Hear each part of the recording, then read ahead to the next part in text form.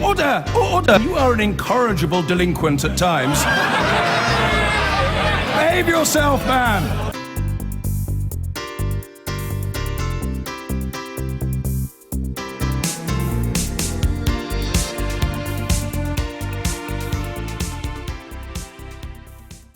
It was the result everyone had expected. After almost 3 months of campaigning, Labour have the same leader they had before. So can the slate really be wiped clean, as Jeremy Corbyn has urged, or will splits and divisions continue to cripple the party? Adam Fleming has been watching events here in Liverpool unfolding. But it's been about our Labour family facing the future. He was the head of the family last week, and he'll be the head of the family next week too. So Labour has elected its new leader, and it's the old leader, Jeremy Corbyn, winning this contest, and winning by a slightly larger margin than last time. He looks pretty pleased, doesn't he? In his second victory speech in just over a year, Jeremy Corbyn said Labour would fight the government's plans to extend grammar schools in England. I'm calling on Labour Party members all over the country to join us in a national campaign for inclusive education for all next Saturday.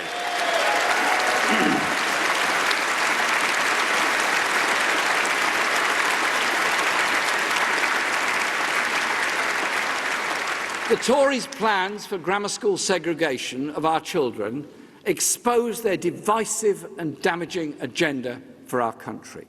But the big message to his party was this. We have much more in common than that which divides us. As far as I'm concerned, let's wipe that slate clean from today and get on with the work we've got to do as a party together. Jezza escaped the cameras to go and celebrate with his allies. Where's the Jeremy Corbyn victory party tonight? And can we come? There'll be a number of victory parties, but the most important thing now is just bringing people together. So what Jeremy will be doing is going around all the different individual party receptions, the different regions meet tonight, and he'll be giving the same unity message. And he'll be drinking or having cups of tea with everybody, all sides. To do selfie face. Why is it only ever me that does it? I'm so sorry. As luck would have it, we found a persistent Corbyn critic who'd just been invited in for a friendly chat. I'm actually just going to see Jeremy Corbyn now. Oh, are you? What, to have a one-to-one chat? Well, I've no idea. He has to see me, so I'm just off to see. Can we come with you? Oh, alas, I don't think he'll allow it. Well, you know, we'll just follow you anyway. And we did, staking out their meeting at the leader's hotel. She didn't sound entirely convinced. How was the meeting with Jeremy? It was fine. What happened? What happened? Well, he wanted to talk to me because I'm the chair of the Women's PLP. It's the right thing to do that Jeremy wanted to see people like me who have our own mandates within the PLP. And I think that that's the right thing to do. Whether you can give audience to people is whether you listen and then change your actions that matter. So we'll wait and see, won't we? Others were less polite on Twitter, posting pictures of their chopped-up membership cards. A Labour peer is leaving too. He's hostile to America, he's hostile to business, and he's pretty hostile to Israel. And I'm the reverse on all those issues as well. But there's one further point. You know, this is a position as leader of the opposition where effectively you are in position to become the next Prime Minister of this country. You cannot become the Prime Minister of this country unless you appeal to the great population, and in particular Middle England. And I think Jeremy has no leadership qualities whatsoever. Back at conference, they were setting up for a meeting of Labour's governing body, the NEC. Corbyn fans and Corbyn sceptics are deadlocked over reforms to the party, especially plans to revive elections for the shadow cabinet. The criticism doesn't matter here at the festival running alongside conference organised by the pro-Corbyn campaign group Momentum. They're just over the moon that they've managed to get their hero elected, not just once, but twice. And we're joined now by the former Shadow Health Secretary, Heidi Alexander. Welcome back to the Sunday Politics. Now tell me, what will go down in history as the most botched coup of 2016? Will it be the uprising against President Erdogan in Turkey, or your efforts to unseat Mr Corbyn in the UK? Well, I think you've started from completely the wrong premise, Andrew, to be honest, because as much as you might read in the papers about a finely orchestrated plot and coup, what I know is that I resigned at the end of June because I had concerns about Jeremy's capacity to lead the Labour Party. I was worried that in a very, very complicated situation that we find ourselves in after the results of the referendum, he didn't have the capacity to develop the answers so the there was country an needs. attempt, therefore, to get rid of him. Well, I resigned at the end of June. A number of my colleagues, I think, shared that sense of despair, and there was clearly a vote of no confidence in the Parliamentary Labour Party. At the point at which that happened, and at the point at which Jeremy said he wasn't going to resign, there had to be a leadership contest. Why did there have to be? I mean, what was the point of it? You've left him stronger than ever. Well, I think what we've done this summer is have a really important debate about the future of the Labour Party. It was important for members of Parliament who work with Jeremy day in, day out, and who have had growing concerns over the last year, to say, we've got to change as a party. The next 12 months need to be better than the last 12 months. We need to appeal to the country.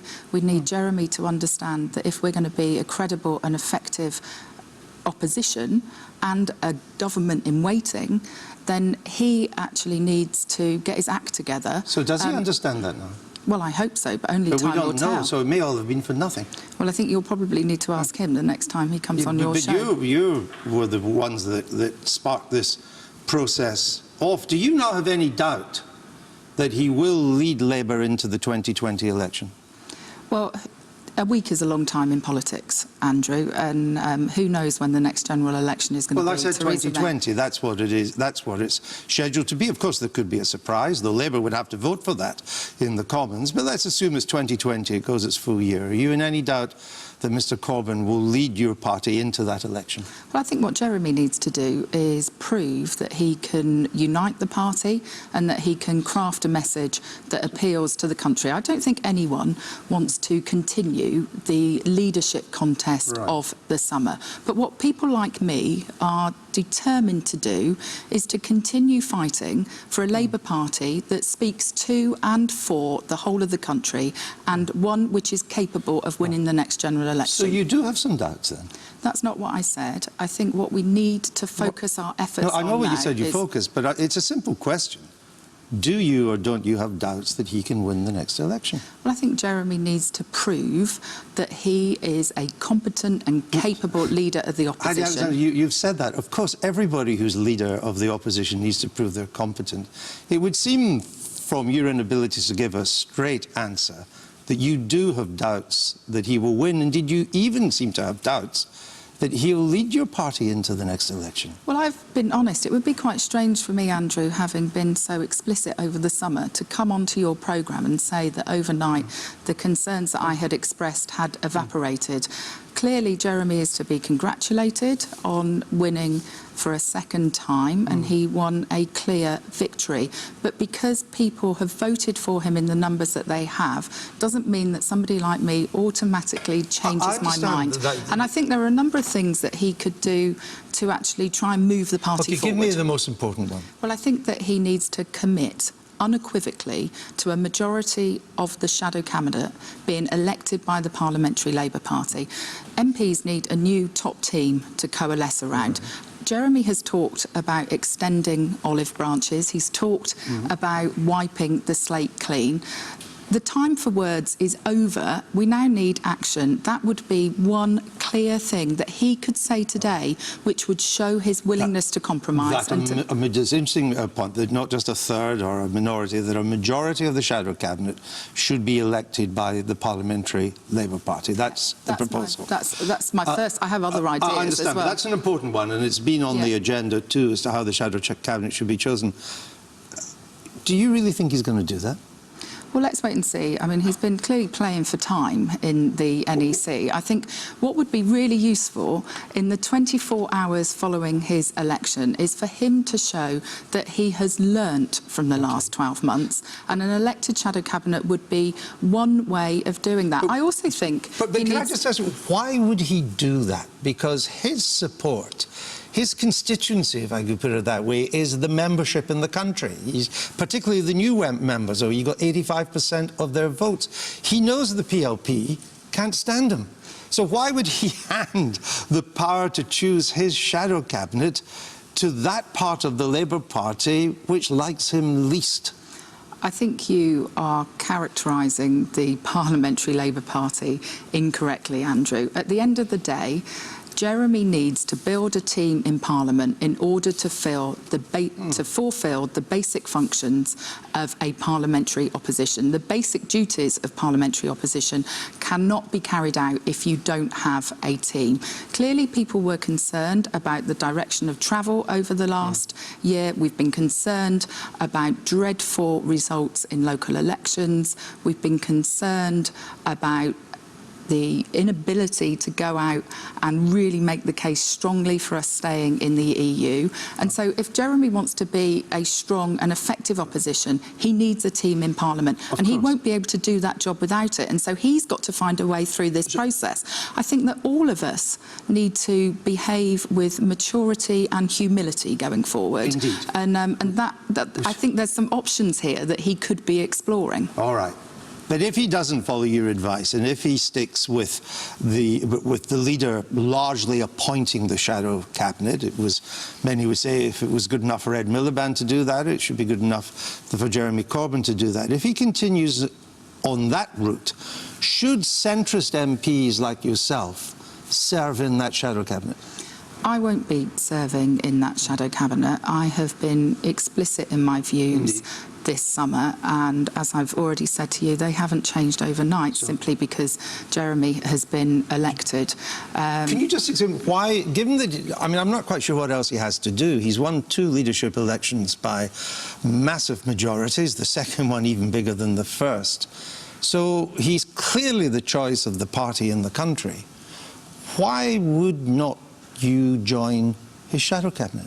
Because, as I said in the last couple of months, and I'm sorry to say this, but my experiences during that time were that it was dysfunctional, and I think behaviours do have to change in order for the Parliamentary Labour Party and the Shadow Cabinet to be a really effective opposition. I think I can best serve the Labour Party and my constituents from the back benches.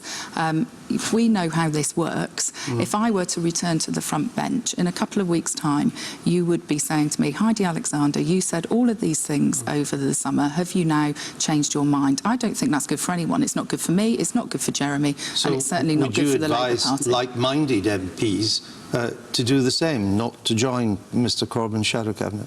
I think every member of Parliament will ultimately take their own decisions about this. I understand that, but would you advise them or just leave them to their own devices? I think if Jeremy commits to having a majority of the shadow cabinet elected by the Parliamentary Labour Party, then for some people that may be the right thing to do for them. You backed Owen Smith in this election campaign. If there was a general fear among MPs like yourself that Labour is drifting too far to the left to be electable by the country as a whole, why, if that was the case, did Owen Smith not attack a single domestic policy of Jeremy Corbyn's? Well, I think what Owen did during the campaign was actually move beyond the slogans, and that's the problem we've had in the last year.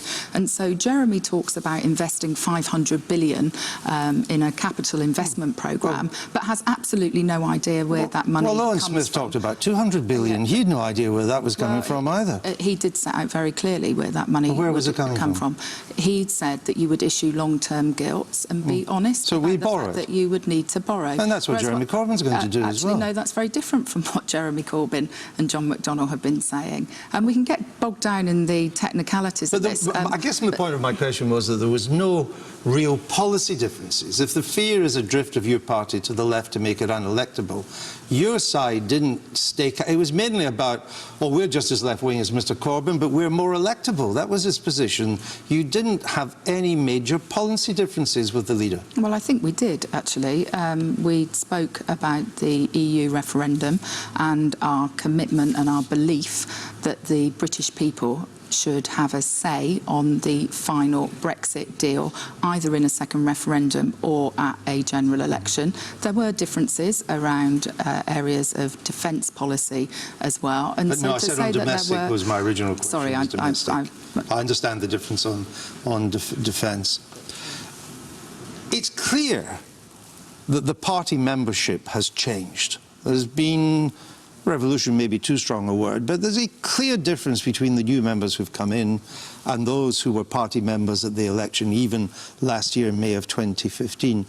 What would be wrong for these new members to say, we would like Labour MPs who more reflect our values, our positions, our policies that we want to see implemented? What would be wrong with that? Well, I think the Labour Party is quite divided at the moment, and we should be honest about that. Really? The exit poll. This is a Syrian revelation you're giving me this morning. But what would be wrong with wanting to have, parties change? Your party's been reinvigorated with a lot of young people coming in.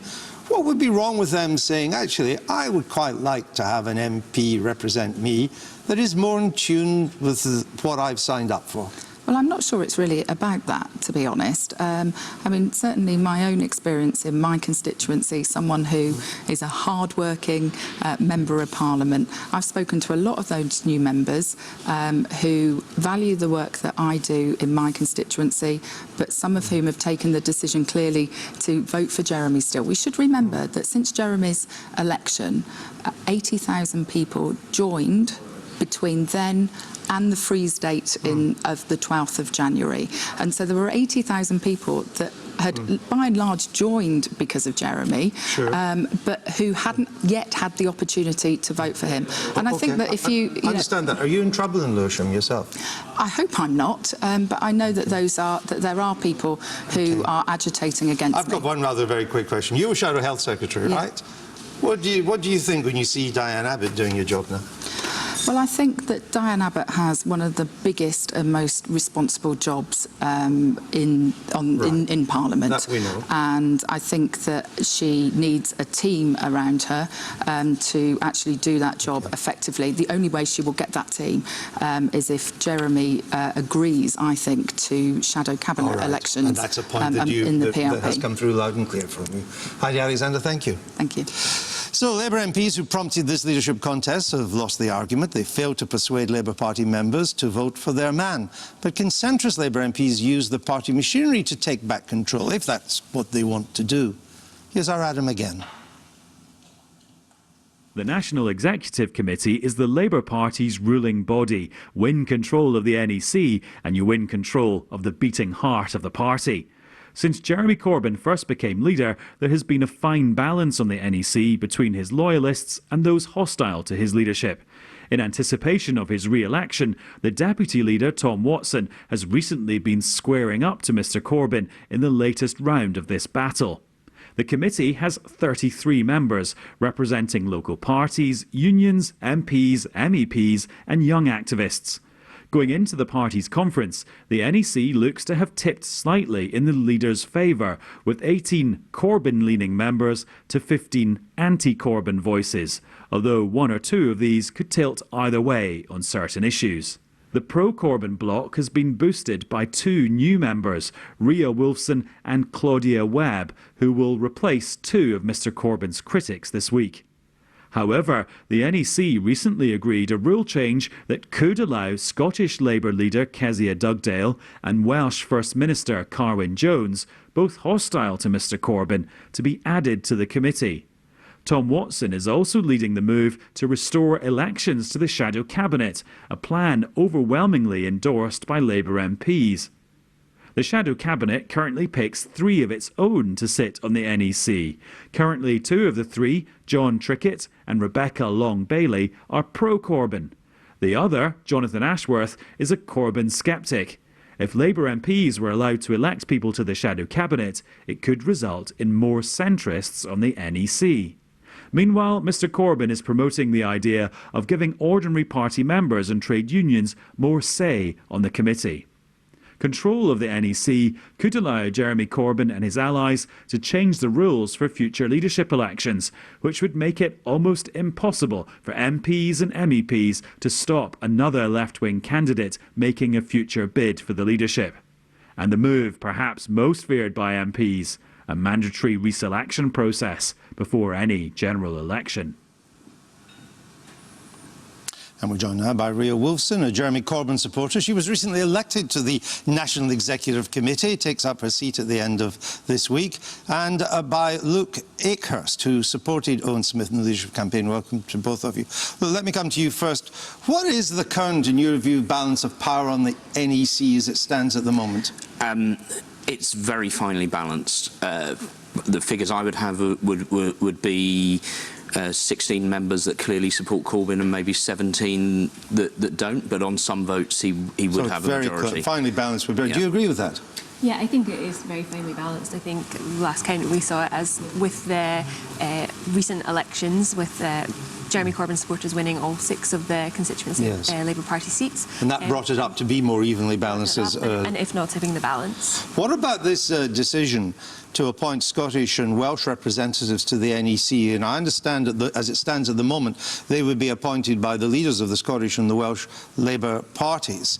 In other words, appointed by Corbyn sceptics. Yeah. Will that switch the balance more against Mr Corbyn? Well, I think on its own merits it's a good thing, because it's an obvious gap that there hasn't been a guarantee of Scottish and Welsh representation. But yes, if you look at the front benches in those 2 countries, it probably wouldn't be hugely helpful to him.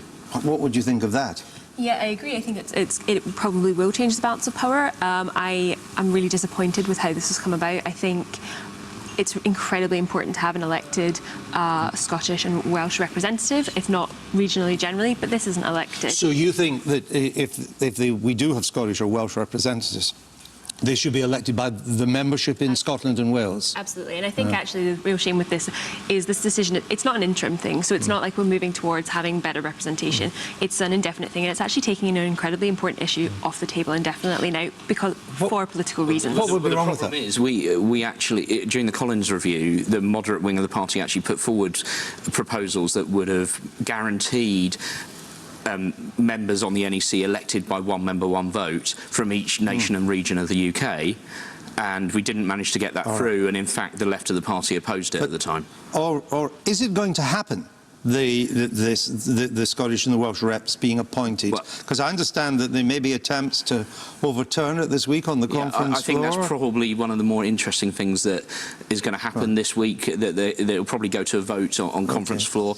I'm reasonably confident, at least on the side of the constituency delegates, the moderates did quite well in the elections for those delegates. Now, the shadow cabinet is important not just in its own right, but also in terms of running the Labour Party, because the shadow cabinet, 3 members of the shadow cabinet get to go on to the NEC, and that could change the balance of power as well.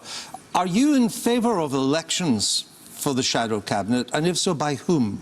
That's a good question. I'm in favour of them in principle. I am, again, I don't want to take this conversation out of context, because I don't think you can. I think this is all about political manoeuvring again. I'm concerned by the way that this is coming about in terms of it being another bid to undermine Corbyn. That's my concern. Again, I'm not a fan of the rhetoric that's coming out from people saying that they won't serve unless elected. I know it's going to be a decision that the NEC, almost certainly that I sit on, will make that decision, and I am accountable to members. And how would you like to see the shadow cabinet chosen then? Well, I'd be willing to listen to the practicalities around the conversation about having them entirely elected with members. I'm also all elected by the membership? Potentially. All elected? All elected. Again, it's something I'd be willing to look at. I don't know what it looks like logistically. But not by the PLP? I think there could be compromise around. I know that there was a suggestion of having a third. Like an electoral college, and I think I would be willing to consider that. Heidi Alexander, who was just on sitting here, said that it was essential, as far as she was concerned, that the PLP choose the shadow cabinet, and she was talking about all the shadow cabinet. I suggest to you that's Mr Corbyn's not going to agree to that. Well, it depends whether Jeremy's serious about what he says about party unity and about olive branches, because what I want to see is at least functional unity, where the Labour Party gets on with its job of holding the Tories to account and attacking a weak government. And in order to do that, you need people to come back that resigned this summer. They're not going to come back unless they have an independent mandate from the PLP. A few might, but to get everyone re-engaged, there's got to be some kind of concession to the people in the PLP that were unhappy with Jeremy's leadership. It's just political reality. Mr Corbyn's now won 2 leadership elections in a row. If MPs who are disillusioned with him continue to criticise, snipe, in the words of Len McCluskey, the Unite leader, if they continue to do that, do they risk a deselection process, and should they? I don't like talking about deselection processes like that. I think it makes it sound like the people are trying to seize power.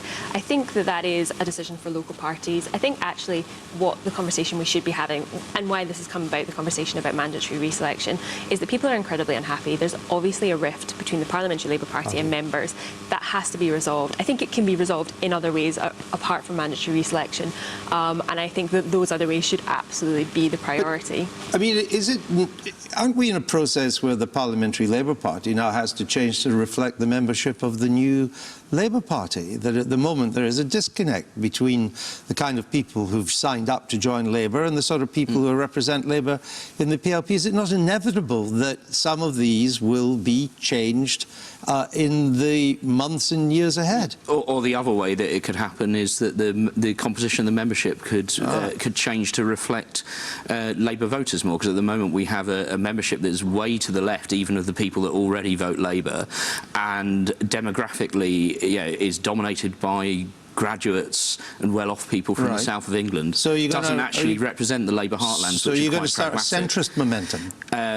Well, there was the Saving Labour project did an initial amount of work on recruitment. I think one of the great strategic mistakes in this leadership election was not to have a long enough phase that you could actually reach out to the country and persuade loads of people. You lost 85% of the new members. Indeed, and that's the moderate wing of the party is not going to win until we learn how to recruit a mass membership in the same way that Jeremy Corbyn has done. We better live. It's going to be an interesting time on the NEC. It's going to be fascinating. We're joined now by John Prescott, who's been coming to Labour conferences for more than 50 years. And our political panel, Tom Newton-Dunn, Rachel Shabby and Steve Richards are here too. John Prescott, welcome back to the Sunday Politics at a Labour conference. In a much changed Liverpool. Oh. I was a seaman here for 10 years. I can't believe this. Unbelievable. They put the canal now instead of the actual... It looks amazing. Has the Labour Party ever been at a lower ebb in the past 50 years? It's an interesting question, that. I hear everybody going back to so many years. We've always had fierce battles in the Labour Party, whether it was nuclear or whether it was the left or the right. We used to fight over the Treasurer's vote. So there were always those strong passions. I think it's become much more personal now. I think that's one of the real difficulties now. It's abuse more than argument, and we've got to get out of that.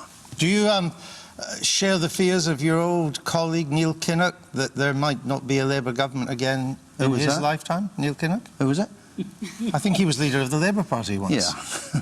Yes, I was in a cabinet with him. We were both on shadow cabinet elections, and when I heard Neil saying, there will never be another Labour government in my lifetime, well, I didn't guess about the lifetime, but basically, Neil, you did lose 2 elections, and, you know, Michael Foot was influenced, we lost that one. He was influencing Miliband, we lost that one, so there's no doubt he's got great experience of that, but I think he's wrong. Right, I thought we'd get to the answer. That was a clear-cut answer. Is the Labour Party at a very low ebb?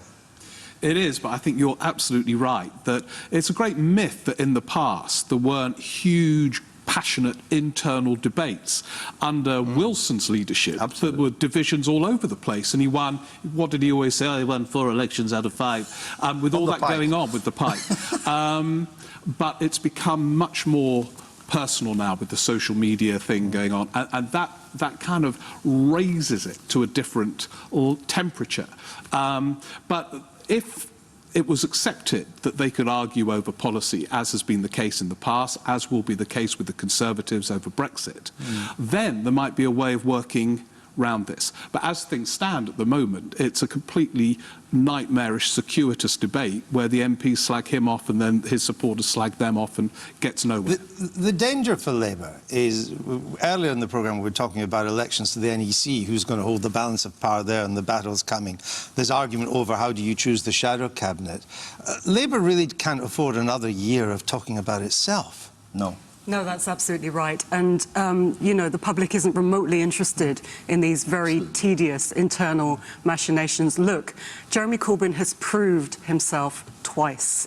There can be no clearer message that the party really needs to put this behind them and focus on unifying. And, you know, I think the other great myth, we're talking about the myths of history and time and the centre-right, the myth is that they have all the answers. They clearly don't. They haven't been able to persuade their own selectorate of their own electability. They haven't been able to persuade the general public that a sort of rightwards shifting Labour Party is preferable and desirable. So maybe it's time for them to think, you know what, Jeremy Corbyn, he has won 2 leadership elections. He has caused the party to be swelled. Its ranks are swelled. It's now the largest party in Europe. People are galvanised, motivated, energised in a way that they haven't been for so long. People have been apathetic about politics for so long. Maybe that wing of the party has something to learn from Corbyn rather than the other way around. Is there any doubt now, I couldn't really get Heidi Alexander to answer this question, is there any doubt now that Mr Corbyn leads Labour into the 2020 election? I think there's a small doubt, yeah. I think that he could still not go, he could still be toppled. It all now comes down to the unions. This massive force in Labour politics, in centre-left politics, which no one's really come close to talking about the last few days. We've got this huge election coming up next year, the year after, for the Unite General Secretary. Mr McCluskey is running again. He may well stand down, or he may well get voted out. If he does, you know, Corbyn's already lost the GMB, Usdaw, Unison aren't particularly fond of him. So if Unite go to the moderates, then I think it's curtains for Corbyn. It's about fundamental change taking place. Every one of us has got to think somewhat differently, including me. All of them have got to say to themselves, the party have said, a lot of new members, we want a different way of doing things. We'd like to hear some of the old policies rehearsed again and put forward. But the changes, whether it's in the PLP, whether it's in the trade unions or elsewhere, things have changed. It's a big change come to the Labour Party. Thank God, I might say. I remember when arguing with Tony Blair whether we should call it New Labour or Old Labour. He wanted to call it New Labour. I said, why can't we just call it Labour? That change is just changing words, if you like. Not a great deal in policy, but now it is changing. They do want fundamental change. They're entitled to have it. He's won 2 elections. Why don't we think of the revolutionary thought? He's our leader till the next elections. Let her get on for the ride, but fight the Tories instead of fighting ourselves. There's one really good answer to that, John, I'm afraid. It's because all that is all well and good, but you're still 26% in the polls. It's an all-time historic low. So that is where Corbyn... I know too often we always talk about the polls. The polls will look at... I'm not getting into that argument. I'm not getting into that argument whether they're right or wrong. I'm saying let us go along this road. Let us see how we can do it. The PLP, let's adjust for the arguments now about the election of the shadow cabinet. Look, the PLP voted against shadow cabinets only 2-3 years ago. Now it wants them back. Quite right. I support them. I've been party to them. But for God's sake, can we now get on with fighting the Tories? For the moment, back the leadership. But I have to say to Jeremy, if we've got to stop these talk of splits in parties, we've already got one doing, Momentum on the other side saying some crazy things, some crazy people in them. Unless you can adjust that now and say, let's get on and fight the real enemy and let the thing argue the case for change. You know, electoral college instead of one man, one vote. I've always fought for one member, one vote. That would be going backwards, would it not? Well, I would. But not only that, it strengthens the PLP, doesn't it? Look, we've got to look at all these fears and let's do a proper conference, as I advertise. But think about it first. After all, we got £3 membership when Miliband came in and whacked that through special conference. Let us think seriously about it. Take into account, all of us better think about how we've done things in the past. Trade unions, members of Parliament, PLP members, they want change. They're entitled democratically to see if we'll listen to them and implement it. So just to be clear, Jeremy has got to show leadership. Look. What does showing leadership mean? Yeah. Well, it means, I would say, there's 2 immediate things. One is the actual election of a shadow cabinet, if you want to do that. Elected by whom? Well, that could be the PLP to begin with. I mean, at the moment, we have to be ready in October the 11th. We can't wait until the conference comes along. These other things are constitutional. In saying they're coming for the elections now. He is the leader. Nobody disputes he has a right to appoint his shadow cabinet. Perhaps with the kind of leadership he could have put on people he feels he has to have there and to assure him, because it's all about power distribution, isn't it? And at the same time, give the PLP the right to put some people in, and then look at the issues whether other members should be involved in. That's the long term. At the moment, get a team ready for fight in May. She's going to be worse than Thatcher. We're here in Liverpool, great Labour city, traditional Labour city, heartland of Labour support. Does anybody in Liverpool care how the shadow cabinet's chosen? I doubt if many people just outside this building are talking about that at the moment. Well, just outside they are, because they're all journalists. Well, yeah, well, I don't think even they are. But maybe they are. Maybe they are. Yeah, no, I mean, in a way, we're contradicting ourselves. I mean, John said we shouldn't spend all our time talking about it and everyone's talking about it. I think that there will be a crunch. The so-called rebels misjudged this completely in terms of timing. When they all resigned that Sunday after the referendum, they didn't ask, do we have a candidate? What happens if Jeremy Corbyn doesn't go as a result of this? And have we got themes that can unite the rest of the membership or a new membership? They didn't even ask the question. All of which let alone was no. Where are the voters? Yeah, well, but the thing is, let's talk about the voters. Let's not talk about the shadow cabinet, because clearly that's a very insider conversation. About the voters, we don't know. The fact of the matter is that we don't know whether Jeremy Corbyn is electable or not. We don't know.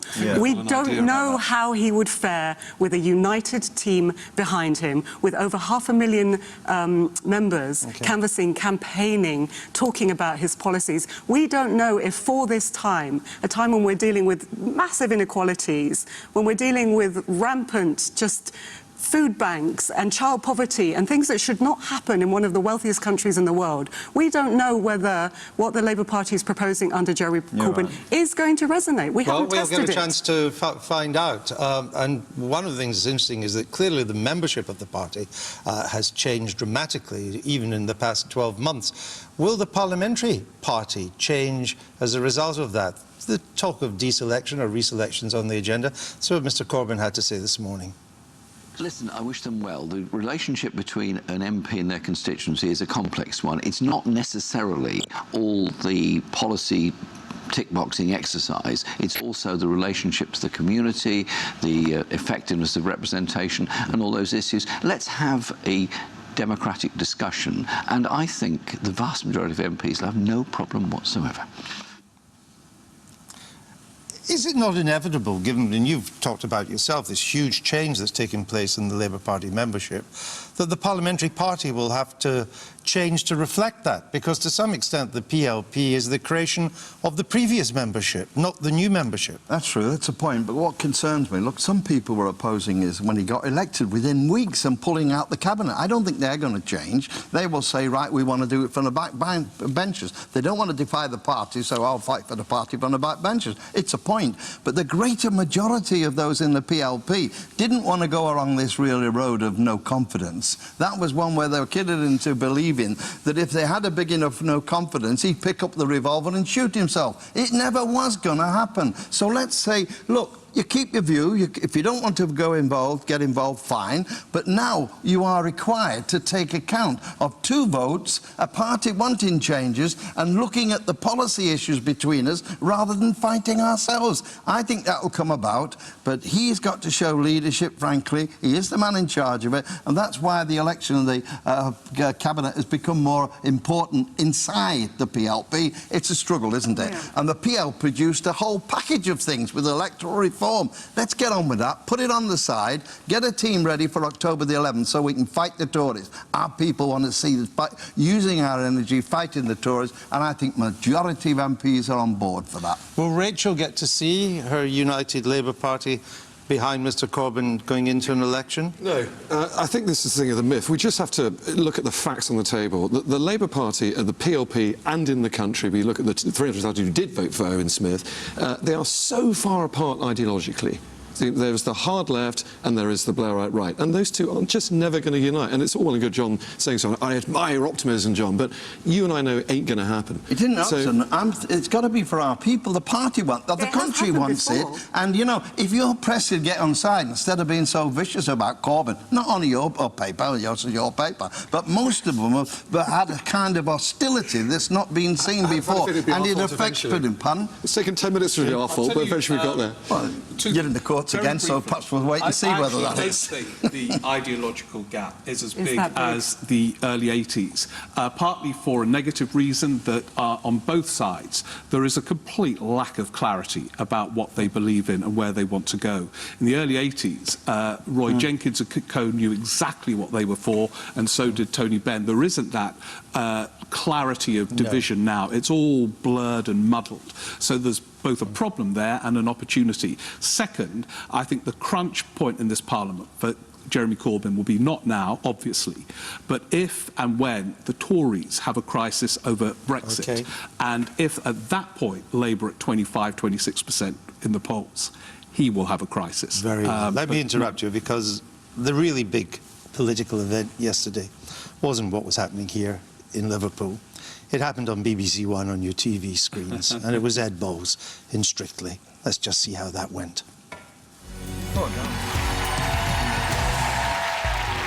Dancing the Waltz, Ed Bowles and Katia Jones.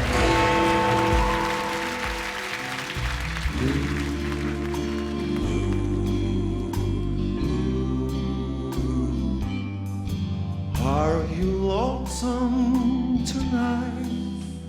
Do you miss me? There we go. Glitter balls on Strictly. I bet you wish you'd been there.